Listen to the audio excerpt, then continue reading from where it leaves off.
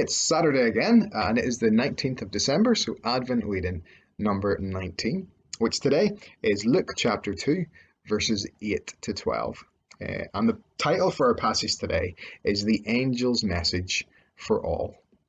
We have another guest to share with us today. Today it's going to be Jill Wade, summing up our passage. But before I hand over to Jill, let's go and find door number 19 on the Advent calendar and see what's behind the door today.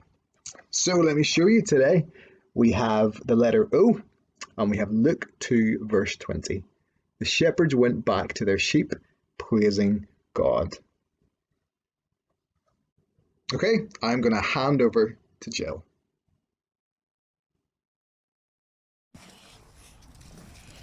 Our reading today is taken from Luke chapter 2 verses 8 to 12, and it's called The Shepherds and the Angels.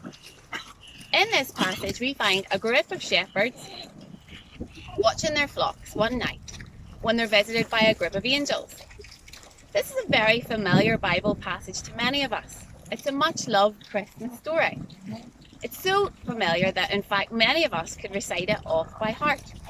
And as I thought about this and the familiarity of this story, I realised that I'd never really empathised with the shepherds. I'd never actually imagined what they experienced that night. So I'd like us to take a few minutes just now to think about that night. I want us to close our eyes and use our imagination. Are you ready? Okay, I want you to imagine that you're a shepherd and you're in a field because, well, that's for shepherds' work. And it's night time. And it's cold and it's dark and it's the same as any other night. It's the same as last night and the night before. And you're with your shepherd friends. But this is just what you do. You're maybe camped alongside a little fire because it's cold. But this is just part of your job. Can you picture it? Well, the fire's crackling and the sheep are reasonably quiet and settled. And there's nothing much happening in the village nearby where you're working, and nothing much has been happening with you, but nobody really cares because you're just a shepherd. In fact, no one ever really bothers with you. They think you're not very intelligent. They think you're smelly. You do live with sheep after all. But at the end of the day, you're just a shepherd. Then suddenly, and out of nowhere, out of the night sky, there appears in front of you an angel sent from God.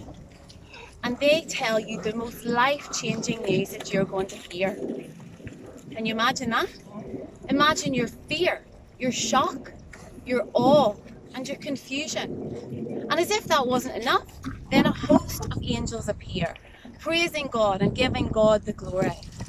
Now that's a lot to take in. Okay, you can open your eyes again. So as I imagined this, all I could think about was why? Why the shepherds? Why did God give them a specific message, a personal message? And you know, maybe the shepherds thought that too. And so, as I was thinking about this, I realised that other people really saw shepherds as quite low on the social ladder. They saw that they were not very important, that they were unintelligent, they weren't religious. These shepherds in the Bible passage today weren't praying, they weren't worshipping for God, and they weren't looking for signs from God either. So why? Why did God choose to make a personal announcement to the shepherds? Well, you know, I don't know why God chose to announce the birth of Jesus to the shepherds, but I think it's because he loved them. To God, no one is insignificant or unimportant. And we see this throughout the Bible, in how God loves to use men and women who others deem as weak or unimportant to reveal himself to and to carry out his will. We think of David, who was just a shepherd boy, Mary, the mother of Jesus, who was just a humble girl, or the disciples, who were just average fishermen. So I think that God gave a personal announcement to the shepherds because the joy, the peace, the love and the salvation that Jesus brought that night is for everyone. Now, the lie of the serpent will tell us that it's not. The serpent might whisper in your ear that you've sinned too much, you're not good enough, you're not smart enough, you're not wealthy enough. God could never possibly love you. But that's a lie. And we know that it's a lie because the shepherds on the first Christmas night were told by the angel, I bring you good news of great joy. For who? All people. Christmas tells us that Jesus came for all people. Doesn't matter what skin colour we have, whether we're ignored or whether we're important, whether we're smart or not so smart. None of these things matter to God.